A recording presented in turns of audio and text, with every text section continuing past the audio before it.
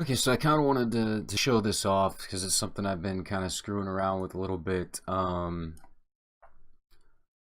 with trying to do closed captioning since I've got a couple viewers that English isn't their native language and they've asked me to kind of show off things like that. So basically all you need to do is you need to go and download, and I'll put links in the description. I'm not going to show you all of this because there's plenty of videos that can show you this. I just kind of want to talk about it a little bit. But basically, you get on Google Docs, right, and you use their tools.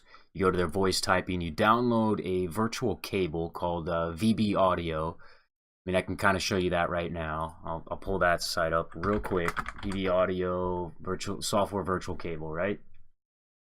Go to their homepage. Bam, here you go.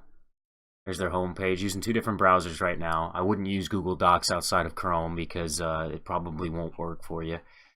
And then you just look for the virtual audio cable. Don't go to download because this is going to be something a little bit different, right? Okay, you can go to downloads and then you go over here and you click this cable right here. Every time it shows that it can't find the page for some reason. I don't know what that's about. I also suggest anything that you ever download that you're not sure of, go ahead and run a couple of different security tools on it. I didn't find anything with this running, but whatever. So anyway, you download this right here and you install these drivers. I'd go ahead and listen to the recommendation and restart your computer after you're done loading the drivers. And then come down here, you go back to your playback devices. Now, once I start this up, you're not going to be able to hear me anymore because it's going to be literally talking to the computer and the program, okay?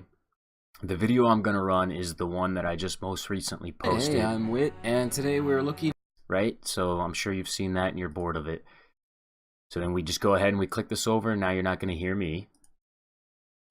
Except you are going to hear me because I'm going to talk after the fact of recording this. Yeah, that's about it, really. Just note that this is how it works. So now the program is believing that it's hearing you through the mic, but it's actually hearing that audio file or whatever program you choose to do that with. Obviously, you don't have to use Google Docs. You can use any voice recognition or voice dictation software that you would like to use. I want to point something out. When we get a little bit further in the video, I do not go in depth with how to load these into YouTube. If anybody watches this and would like to see something more in depth with that, let me know and I will post that. Alright, we're about to get back to the actual video. Alright, so that was just a short little look at it. Now, obviously it makes mistakes, and playing it through this playback isn't the best. What you might want to do is load the audio files into Audacity or something like that and raise the volume so it can hear you better. Like this word right here, you're going to have to go ahead, go back and correct because it was itch.io, although the program's probably not going to know a word like that. Now, blah, blah, blah, blah, blah, what good is this? Well, after you go in and you fix all of these edits, right? Then what you're going to do is you're going to have it translate for you. You're going to translate it over into another language. Right here. Bam. Translate the document, choose your language. In this case, I want to do Portuguese. I can't specify Brazil or anything like that.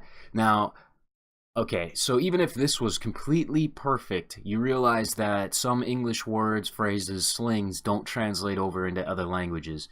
So what you're going to do after this is you're going to want to take each sentence, copy it out, and paste it over into Google Translate and see how this comes back as, what it comes back into. And I'll show you an example of that right now. Let's go to Google Translate.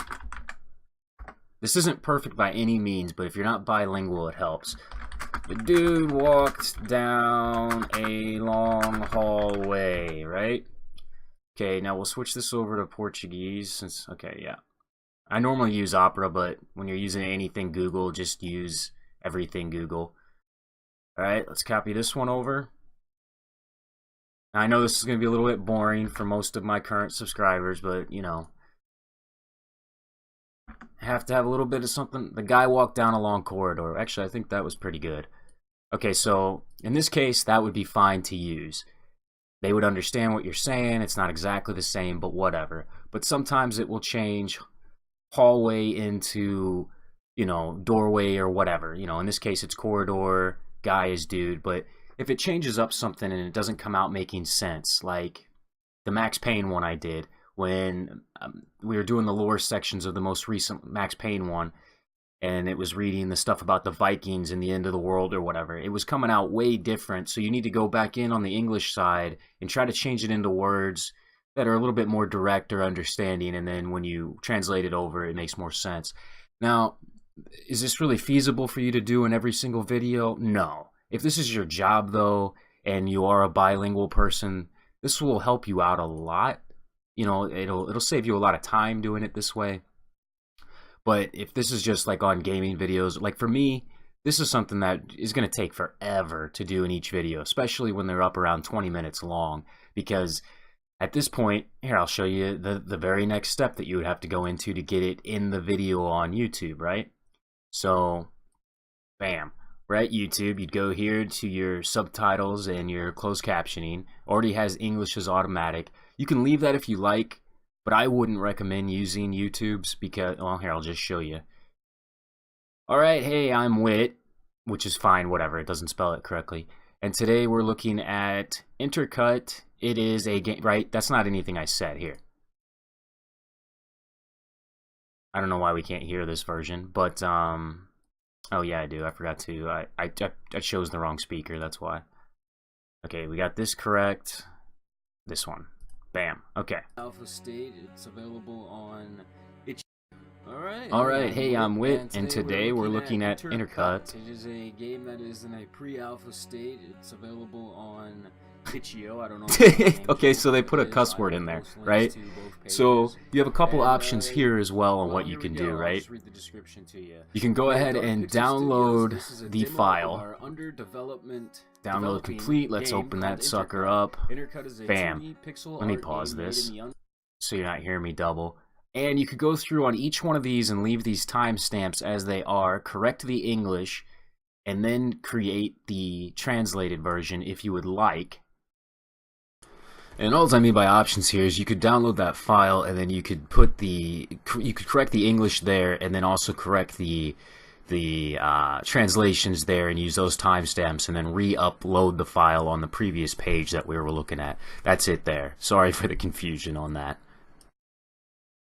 But, that's up to you on how you want to do all of that. I don't know.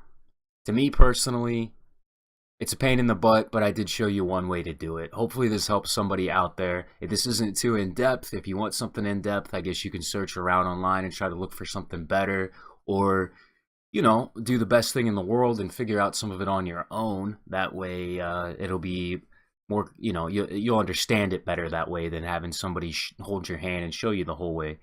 But I pretty much showed you how to set it up. If something doesn't work exactly like you think it should, especially with this portion, just like what you're going to have to do, if you've got, like in this case, my Blue Snowball is a USB mic.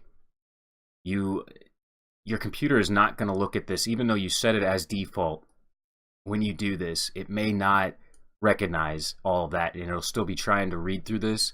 So you'll have to make sure that you go and disable any other microphones you have, even if they're not plugged in and they're still on the system. Disable their drivers. Okay? Don't do it through Device Manager, or you'll have to reinstall those drivers. But do it on here, and you'll be A-okay. All right, take it easy.